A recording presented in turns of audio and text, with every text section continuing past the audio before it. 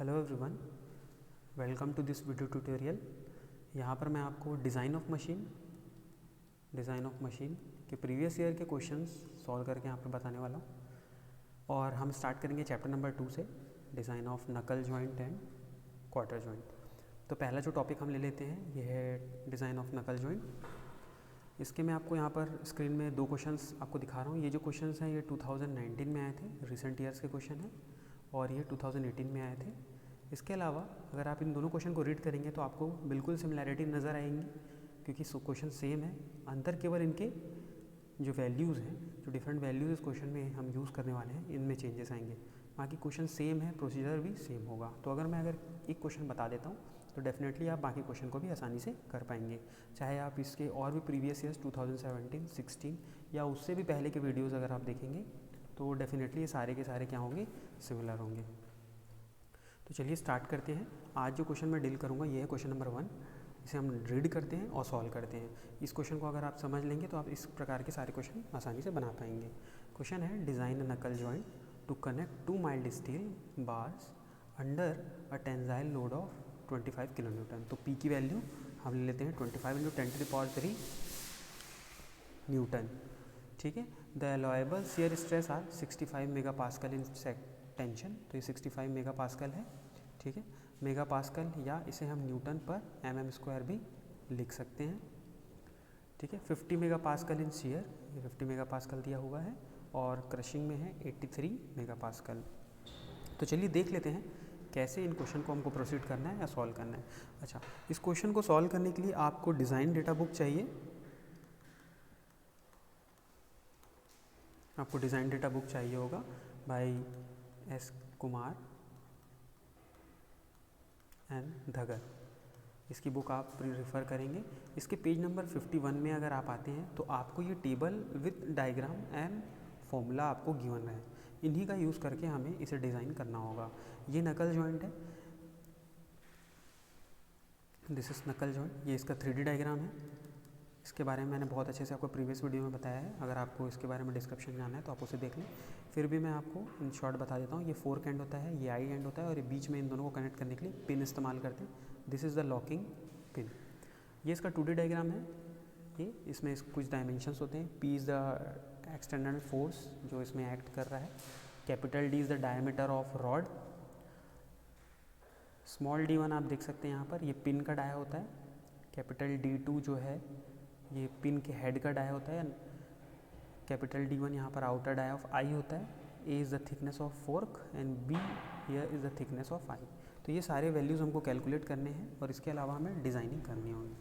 तो चलिए हम वन बाय वन प्रोसीड करेंगे। जो हम फॉर्मूले यूज़ करेंगे वो इस टेबल से ही यूज़ करेंगे। आपको अलग से कुछ भी याद करने की ज़रूरत नहीं है। ये सारे जो फॉर्मूले हैं, this is P is equal to करके हमको क्वेश्चन को सॉल्व करना रहेगा। All this values are P is equal to same. ठीक है, तो चलिए प्रोसीड करते हैं। स्टार्ट। मैंने जैसे बताया आपको डिज़ाइन डेटा बुक मैं यहाँ पर रेफ़र करूँगा। Design data book by Kamal Kumar and SK Dhagat, and it is given in the page number 51। तो स्टेप 1 क्या होगा? Step 1 is tension failure of rod. ठीक है, टेंशन फेलियर ऑफ रॉड होगा। ये देखिए पहला जो स्टेप है आपको यूज़ करना है, tension failure of rod. This is P equal to π/4 d² × σt। ठीक है, ये फॉर्मूला मैंने एज इट इज़ लिख लिया, P equal to π/4 d² × σt, जिसमें P इज़ द लोड जिसकी वैल्यू हमने देखी थी 25 × 10⁻³ π/4 d² हमें निकालना होगा क्योंकि यही अननोन है, and this is 65 σt tensile stress हमें गिवन है। ये वैल्यू आप पुट करते हैं, सॉल्व करने के बाद D इक्वल टू 22.12 mm आपका आ जाएगा। This is the dia of rod. इसे हम राउंड अप कर देते हैं, नियरेस्ट अप्रॉक्सीमेट कर लेते हैं। D equal to 24 mm। आप चाहे तो 23 भी ले सकते हैं। मैं यहाँ पर इवन नंबर में लेता हूँ। This is the diameter of rod. ठीक है, हमारा डाया ऑफ रॉड यहाँ पर कैलकुलेट हो गया। नेक्स्ट हम फर्दर प्रोसीड करेंगे। स्टेप नंबर 2, दिस इज़ हम जितने बाकी अननोन्स बच जाते हैं यहाँ पर, चाहे वो स्मॉल d1 हो, d2 हो, कैपिटल D1 हो, B हो, A हो, ये सारे वैल्यू हम कैलकुलेट करेंगे यूजिंग द एम्पेरिकल फार्मूला। और वो सारे एम्पेरिकल फार्मूला के रिलेशंस आपको इस वाले फिगर में मिल जाएंगे। आपको बैठकर इसकी स्टडी करनी होगी। कोई डाउट होगा तो आप ज़रूर कमेंट करेंगे। फिलहाल मैं डायरेक्ट एम्पेरिकल फार्मूला इस्तेमाल करता हूँ। D1 कितना हो जाएगा? D के बराबर ही होता है, and this equal to 24 mm। हम देख लेते हैं कि D1 क्या है। D1 is the dia of pin. ये वाला डाया क्या है आपका? डाया ऑफ पिन है। नेक्स्ट है आपका capital D1, this is 2 times of D, 2 × 24, this equal to 48 mm। हम देख लेते हैं कैपिटल D क्या है। कैपिटल D1 क्या है हमारा, दिस आउटर डाया ऑफ आई, ठीक है। इसी प्रकार हम D2 निकाल लेंगे 1.5 D, this is equal to 36। Capital A 0.75 D, यह आ जाएगा 18 mm। B निकाल लेंगे 1.25 D, this is 30। Small t equal to 0.5 D and this equal to 12 mm। ये सारी वैल्यू हमने कैलकुलेट कर ली और हमें अब ये पता भी है कि ये D1, ये सारे टर्मिनोलॉजीज किस चीज़ को डिनोट करते हैं। तो यहाँ पर हमारा डिज़ाइनिंग का काम खत्म हो जाता है। लेकिन ये जो हमने वैल्यूज़ लिए हैं, क्या ये values P is equal to जो आउटर लोड हमारा आ रहा है, P इक्वल टू जो हमारा लोड है, हम क्वेश्चन में चेक कर लेते हैं कि कितना है। P is equal to 25 kilo newton का लोड है। क्या जो डायमेंशन हमने कैलकुलेट किया है ये 25 किलो न्यूटन के लोड को बियर कर पाएगा या फिर ये फेल हो जाएगा। डिज़ाइन हमारा सेफ़ है कि नहीं, ये हम चेक करेंगे। तो इसके लिए स्टेप हमारा चेकिंग ऑफ डिज़ाइन हम करेंगे, जिसमें स्टेप नंबर 3 होगा shear failure of knuckle pin. देखिए इसका फॉर्मूला भी हमें गिवन है, shear failure of knuckle pin. ये फोर्थ वाला फॉर्मूला आप देख रहे हैं, shear failure of knuckle pin, this is P equal to 2 × π/4 D1 square into tau. Same formula हम इस्तेमाल करेंगे, आप देख सकते हैं यहाँ पर P equal to 2 × π/4 D1 square into tau. इसमें जो भी फॉर्म वैल्यूज़ हैं हम पुटअप कर देंगे। D हमने अभी निकाल लिया है 25 2 ये। अब देखिए ये जो टाउ है ये हम गिवन टाउ नहीं है, this is the calculated tau. ये जो होगा हमारा कैलकुलेटेड टाउ होगा, किसके बेसिस में, जो भी डायमेंशन हमने अभी निकाला है उसके बेसिस में हम इसको फाइंड आउट करेंगे, ठीक है। हम कंफ्यूज नहीं होंगे, जो हमें गिवन है that is the different value that are the allowable stresses. हमें गिवन है कि वो मैक्सिमम वैल्यू है स्ट्रेस की जो मटेरियल रेजिस्ट कर सकता है। अभी जो हम निकाल रहे हैं ये कैलकुलेटेड स्ट्रेस है, इसको हम ये सारी वैल्यू जो हमने कैलकुलेट किया यहाँ पुटअप करेंगे 1 by 1 and then we will calculate the value of tau. That's way मैंने यहाँ पर लिखा है टी टाउ कैलकुलेटेड। अब ये कितना आ गया 27.63। अब देखिए हमें क्या करना होगा, कैसे हम जानेंगे कि हमारा जो डिज़ाइन है वो सेफ़ है कि नहीं। हमने टाउ तो निकाल लिया, अब क्वेश्चन में हमें टाउ अलाउएबल कितना दिया हुआ है 50 मेगापास्कल है, हमने निकाला कितना 27, यानी डेफिनेटली ये जो डायमेंशंस हमने लिए थे, डी की वैल्यू हमने 24 लिया था, उसके हिसाब से जो स्ट्रेस यहाँ जनरेट होगा दैट इज़ इक्वल टू 27.63।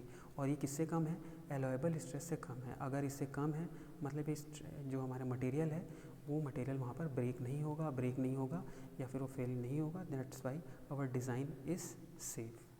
तो ये कंडीशन आपको ध्यान रखना होगा कि आपका जो स्ट्रेस आप कैलकुलेट करते हैं using the find out value of dimensions, इससे जो आपका जो टाउ कैलकुलेट आप करते हैं इसकी वैल्यू हमेशा गिवन जो क्वेश्चन में अलाउएबल स्ट्रेस है उससे कम आनी चाहिए। This is the required condition for design of safe design of नकल जॉइंट।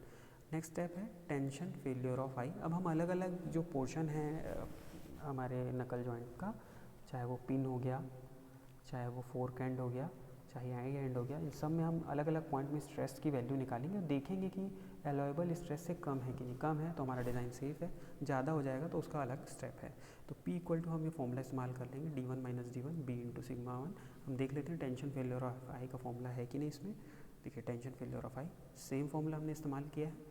इसके बाद हम सारी वैल्यू पुटअप कर देंगे। This is very simple step, I hope आप आसानी से समझ सकते हैं। ये सारी वैल्यू हमने अभी कैलकुलेट किया था, इससे हमारा सिग्मा टी जो है कैलकुलेट करने पर 34.72 मेगापास्कल आ रहा है और जो हमारा गिवन है अलाउएबल वो है 65। डेफिनेटली ये कम है, जो कि हमारा कंडीशन है for the design of safe design of नकल जॉइंट। सिमिलरली अब हम आगे बढ़ते हैं, अब हम चलते हैं आई पोर्शन की ओर। अभी तक हमने पिन में निकाल लिया, हमने फोर्क में निकाल लिया, तो शेयर फेलियर ऑफ आई देखते हैं। इसका फॉर्मूला भी गिवन है, आप टेबल में चेक कर लेंगे, ये फॉर्मूला पुटअप करेंगे। वैल्यूज़ जो है हमने निकाले वो सारे पुटअप करने पर टाउ हमारा कैलकुलेट करने पे 34.72। आई में इतना स्ट्रेस जनरेट हो रहा है लेकिन मैक्सिमम ये इतना स्ट्रेस बियर कर सकता है, डेफिनेटली ये कम है और ये यहाँ ज़्यादा है, तो ये हमारा कंडीशन सेटिस्फाई कर रहा है, दैट्स वाई ये डिज़ाइन इज़ सेफ। आगे हम चलते हैं, अब देखते हैं टेंशन फेलियर की बात कर लेते हैं। Tension failure of fork hand, ये फॉर्मूला हम इस्तेमाल करेंगे, ये पुटअप किया। ये सारी वैल्यूज़ जो हमारे पास हैं हमने इसमें वैल्यूज़ को पुटअप कर दिया, सिग्मा टी को फिर कैलकुलेट किया तो ये हमारा इतना आ रहा है और हमें मालूम है सिग्मा टी 60 है, विच इज़ अगेन ये कंडीशन हमारा सेटिस्फाई हो रहा है कि जो कैलकुलेटेड स्ट्रेस है it is less than the given stress, hence our design is safe. Last हम करते हैं the crushing failure of pin. देख लेते हैं ये फॉर्मूला में गिवन है कि नहीं टेबल में। क्रशिंग फेलियर ऑफ फोर्क, इस वैल्यू को हम यहाँ पुटअप कर देंगे, इस फॉर्मूले को P equal to D1 B sigma c. सारी वैल्यूज़ हमें पता है, हमें निकालना क्या है sigma c. Sigma c is crushing stress, ये हम निकाल लेंगे 34.72 है, और ये गिवन स्ट्रेस से कम है, जो कि हमारा कंडीशन को सेटिस्फाई करता है कि design is safe. In this way we will solve the numerical, जो कि बहुत ईजी है। आई होप आपको ये सारा न्यूमेरिकल का कैलकुलेशन समझ में आया होगा। कोई भी डाउट की स्थिति में कमेंट ज़रूर करें। Thank you.